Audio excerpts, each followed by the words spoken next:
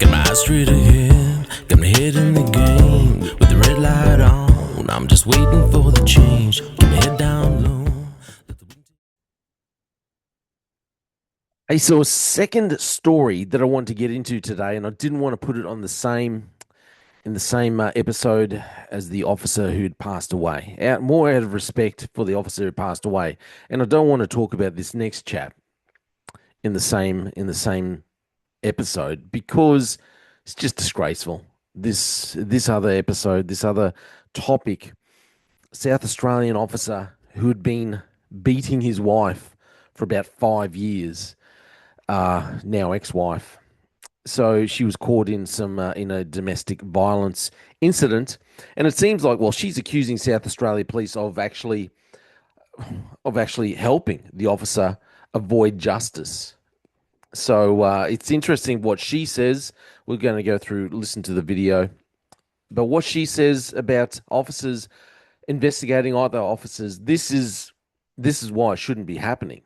You cannot investigate other police and then continually put your hand up and say, "Yep, it's all good. You don't have to look at what we're doing. You can trust. You can trust us. We can be trusted to investigate other officers." It doesn't work out. There's always something else going on in the background. Uh, so police should not be investigating other police. You should at least, I think they have a role in some ways, but I don't think you should have the actual investigators, the people running the investigation, in charge of investigating other police officers. But this is what happens when you have that scenario going. And anyway, let's check out this video. A former SA police officer is tonight spending his first hours behind bars after being jailed for repeatedly bashing his ex-wife. Matthew Thompson said nothing as he took his final steps of freedom. But the woman he tormented today spoke up.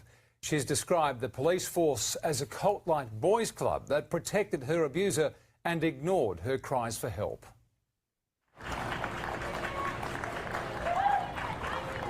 Stella Magnasalis is no victim. I'm a survivor of assaults. When the abuser wears a badge, who holds them accountable? Once decorated, now disgraced former detective Matthew Thompson took his last steps of freedom this morning, sentenced to at least 1 year behind bars for the 5 years of physical abuse he inflicted on his ex-wife behind closed doors. This is not a toxic relationship.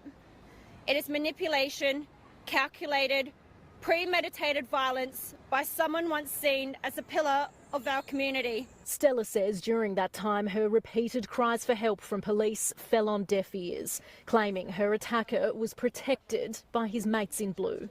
An internal investigation is required into the boys' club. The structure doesn't just fail victims, it enables abuse, like a cult. SA Police say they have robust internal investigation processes but wouldn't reveal how they've responded. You notice this is the same spiel that police services around the nation always use, that we have robust internal processes. And it's always robust and we're in charge, where you can trust us, it's all good. We're here in Queensland, it's always, it's always ethical standards looking into it. It's always a robust process that we've got going on. Trust us. You can trust us to look after, to investigate fellow officers. But how many times does it collapse, or how many times is there faults pointed out, but yet they still continue down the same path? Anyway. Responded to Stella's claims. Thompson was sentenced to just over 2 years with a non-parole period of 12 months. It's understood he has no plans to appeal. How many of us will die before they listen? My voice is my power, and I'm using it to demand truth, justice and change. Beth Excel, 9 News. Like I said, it's always the same spiel. We have robust processes that we follow, but the processes continually let down the public. The public are paying for these individuals to be investigated, and we need to trust that they are being investigated thoroughly and by an independent body. Okay, now I do think that police do have a role They do have a role in helping investigations, but I don't believe that they can be in charge. They cannot be the ones that make the final decisions. As soon as you have a credible accusation that's laid against a police officer and there is some evidence to support it, not always, not just every little accusation that comes through, because the whole system was shut down. But as soon as you have credible accusations that have been supported by other documentation and possible evidence, then the incident should instantly be handed over to another body that are able to investigate those officers, and not something like what we have here in Queensland with the Triple C. Because even though the Triple C do okay, they are still very tied, very connected to the Queensland Police Service. So the investigators who are overseeing need to be completely disconnected from the police service that they are investigating. One thing, but that I disagree with this young lady's spiel there. She likens it to a boys' club. I would put it to you that we've got far more females in our police service than we've ever had.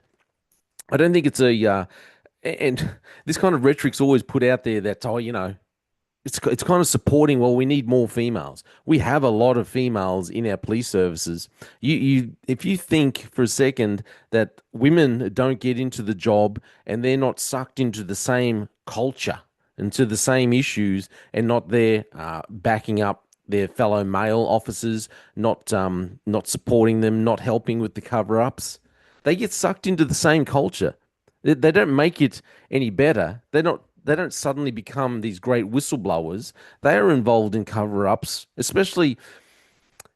I always say that, but having more females in there is not going to make the system any better. I'm not saying you should have less females or anything like that. I'm just saying it's not going to suddenly change the boys' club scenario that people always liken it to. It's not a boys' club.